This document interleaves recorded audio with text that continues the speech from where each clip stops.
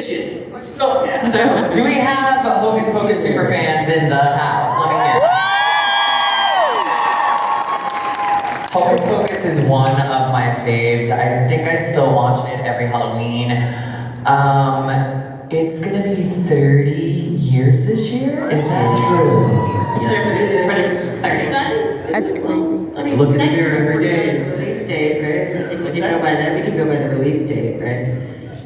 Yeah, 30 July? years. The release date's of 31 years since we filmed it. Wow. Awesome. What have you been up to? Nothing. Not lighting any candles. Just sitting on the couch for 31 years, doing absolutely nothing. Amazing. Okay, so You were banging on the drums from time to time, I think. Yeah, I get up from the couch and play on the drums, then go back to the couch, just kind of back and forth. There you go. okay, so like I said, I feel like we as Hocus Pocus fans watch this movie every single Halloween. It is such a classic. I need to know, like, what happens when the clock strikes October 1st? Do you feel like the Mariah Carey of Halloween? Now it's like September 1st. That was in July, I think. Like, towards the middle of July, you know, I see things going on. Come on, man. I know we're excited for summer to end and all that, but we still got a little ways to go. But Hocus Pocus 365. Totally. Yeah. Every day is Hocus Pocus Day. I mean, do you hear from like fans, friends, or people tagging you in it all October? Like, I need to know what is it like. Does the year become a little bit more chaotic when it hits October? Because we know Hocus Pocus is on every one's screens. I know when I start getting texts from people showing me photos of their televisions, I'm like, oh yeah, it's about Hocus Pocus time. It's really big on social media, basically, yeah. And people watch it over and over and over, which is, you know, really nice. Yeah, there's one couple that I met at one of these cons, and I don't think anyone will beat them out because they watch Hocus Pocus to go to sleep every night. Aww. And I said, really? With the screaming and everything? And they're like, yeah, it's just comfort food for the soul. I was like, okay. I love that. Like, you're just starting to fall asleep, and then it's like, sisters! Like, Sisters! good morning. Like, no, glorious morning. Okay, so speaking of timing, right? The movie was filmed, parts of the movie was filmed in Salem, yes? Yes, yeah. But it was, hello? I feel like this keeps on going in and out. I don't know if it's just me. But you were filming after Halloween and when Christmas was coming, is that correct? No, we filmed around Halloween in Salem, yeah. Okay. Yeah, it was like definitely October, autumn colors, all the leaves were changing and falling. But we did That's right, because film. we shot those 2 weeks there, and then there was a break. And then we started shooting the rest of the film, right? Isn't that what it was? We were early there in Salem, and then... It's true, I think maybe there was a Christmas break and then we just picked up in January? I don't know. It's always hot in LA, so we never know what time of year it is. It's true. One And season. in Salem, they said it was like when we were shooting, someone mentioned that it was the 300th anniversary of the Salem witch trials. We were shooting our scene where I diss you. And give you your number. Fun fact. That's so cool. So what were you getting up to in Salem, like when you were not filming? Were you having Halloween fun? Like, what was it like on set in Salem? Well, I actually went with my studio teacher, Pat. And I don't know if you guys were with me, were you? But anyway, we went to go visit the Salem Witch Museum. Who's seen the Salem Witch Museum? It's amazing in a very ironic way. Our set was so much better. I don't know It's what's true. up with that witch museum, but I just love the fact I've asked fans, I'm like, has it changed? They said no, because I was like, literally the wax figures were melting and kind of decrepit and falling over. Oh, no. And I was just like, I cannot wait to go back to see that lame reenactment of the Salem witch trial. It's funny, that's all I remember of Salem too, is just going to that museum. Yeah, so maybe that was. Yeah, I don't remember being. I don't even know where we set stayed. too much. I don't remember. What hotel did we stay at? I think last year I was like, like a cottage bed and breakfast or something. I'm not sure. I don't know. I'm pulling that out of my butt. Witch Museum, and That's all I know is Salem, the Witch Museum. and we're ironically filming there for 2 weeks or something. 2 weeks. We have no memory of Yeah. anything else. Like, That's I don't know what what I ate, anything. That's why it's still in business. It's decrepit but memorable. It's really true. That's their slogan. Come here to watch us decrepit. I want to know about the magic in Hocus Pocus and like what the special effects were like, how we saw the Sanderson sisters fly. Speak to the magic of the film. So all that was real effects. There was no CGI. We were all strapped with really comfortable harnesses. Extreme sarcasm there. And it was really interesting to see how actors not really trained in that aspect to really bring it to life and play it natural when you got something like riding right up your groin and you're getting towed around from one side to the other. We didn't have to experience it as much, but watching it from the outside, to me, it was always really amusing because I could see the discomfort, and yet they're still like just pulling it off. So it was pretty awesome. The other thing was like how long it took for each individual shot to be set up and lit properly and choreographed with the harnesses and the track and the flying track. And even I remember we had such a rough time even doing the lightning scene when she first strikes you with the lightning in the museum or the house. And you know, I remember watching you get like thrown up against the wall and slammed back down on the floor. Like, Oh, are jeez. you okay? That doesn't look fun.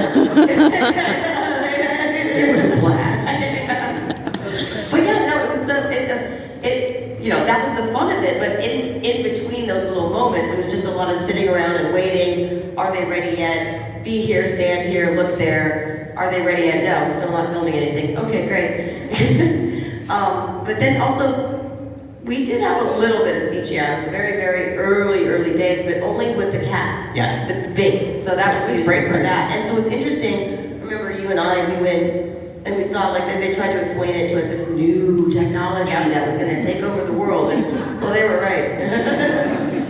It was amazing. And I also think when you talk about the magic, really the magic is Kenny Ortega. He was our conductor, our, you know, inspiration, our encouragement, our like, you guys are hitting puberty, wake up, you're so boring. I mean that earnestly because, you know, sometimes like we were reminiscing about the scene where we actually killed the witches and how like languid we were because we're getting into teenagers. We're just like, la la la, hooray, we, you know, we killed the witches. He's like, come on, you guys, cartwheel, do some spinning, like, do, you know, so anyway. That was just Kenny all the time. He was just literally I remember us wake talking us smack behind his back about that. Yeah, so it was. Oh my god, so lame. I know, we were Stop so. doing cartwheels, somebody said that. So, but just so you know, like Kenny really planned out, and because he is a choreographer by trade originally, so like all of our moves were pretty much on point, and like, you know, here's your mark, then stand there and move there, and that really gave us a lot of energy as these languid teenage kids. So his magic was infused in us every day. He would just come in and go, welcome, and then like ask us fun questions about ourselves every day, and have music playing, I feel like, at times. His right? energy was, I mean, all throughout, you know, and I think, yeah, to speak to your question about the magic, I think it was a combination of his energy and dedication, and just like, he was always on, and Bet's dedication and focus to the small details of bringing about her character, and I think so much of both of that is really, it's in the vibe of the film. And originally the characters, the witches were, I don't know what script you read, but it was, you probably read it earlier than any of us, because you were hired I did, first. it was like a book when I read it. Really? Oh my gosh. And it was scary, right? Because I remember It was being super scared. scary because they went into detail about, first of all, their history, which is not things that show up in actual scripts, but it had like the backstory of like their origins and, you know, who their different dads were and this and that and the other, and they went into, and then, Wow. yeah, in the first draft that I read, and then they also also talked a lot about the process of sucking the soul life force out of it, and then, you know, they went into discussion about that, which was pretty horrifying, honestly. But at the same time, there was so much funny stuff that it didn't matter, you know? Well, I feel like they've all brought their funny to it, you know? Like, They elevated the comedy, I think. Exactly, and it just was magic the three of them. Like, I just felt like, again, back to the magic. It just was plain old witches, honestly, in the first draft, and then the isms of each character came out with those three actresses, those amazing three actresses as Winnie, Sarah, and Mary. Yeah, I mean, you spoke a little bit to Kenny Ortega, who's just like brilliant. And so I want to know what it was like for all of you to, basically you're all in I Put a Spell on You at some point or another. And like, that's such an iconic moment now. Like, it's just, you know, Halloween song. What was that like to film that and to just kind of like watch that whole scene come to life, which is now, you know, such a classic?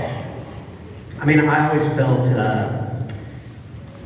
when you're trying to capture it, like in your, you know, you're not seeing the edited version and the finished version. It's kind of hard to grasp what it's going to come out to be. You just kind of see the number on repeat, take 2, take 3, different camera angles. Let's capture this person, let's capture that person, and then you see the finished product, and you're just kind of like drawn back because you're just like, oh wow, okay. It's amazing what they do in the editing room in comparison to what you're trying to capture with a camera, because you can't necessarily know what the outcome is going to be.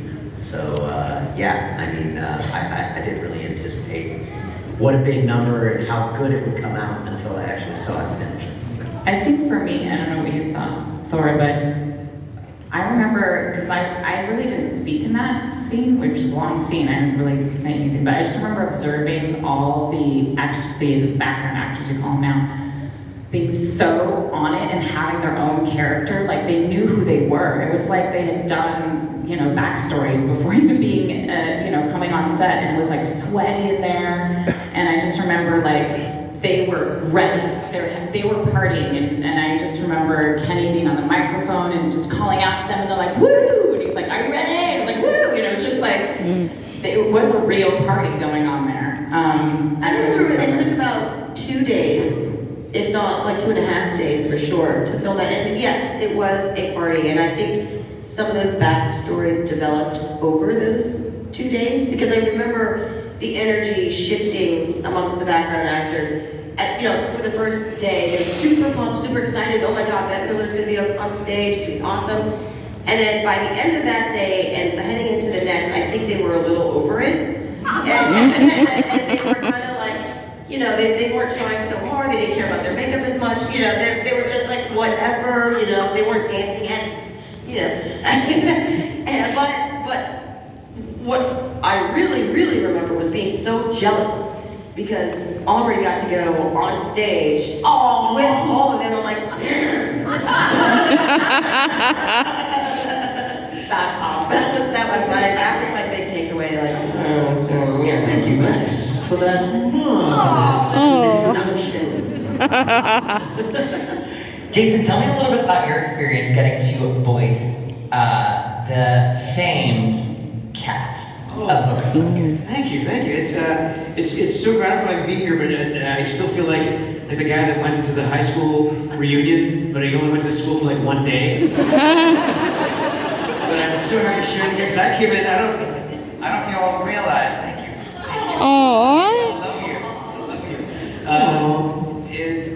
you. You all realize it's not me in the beginning. That's the wonderful and talented Sean Murray as Human Thackeray, and it's my voice coming out of his mouth as well. So it happens in movies. You know, they decide to change things. So the movie was like 80% done by the time I joined in, and like Andrea was saying earlier about, you know, getting to see it all cut together. Like it was tangible. It was there. It was mostly done. I got to see the special effects.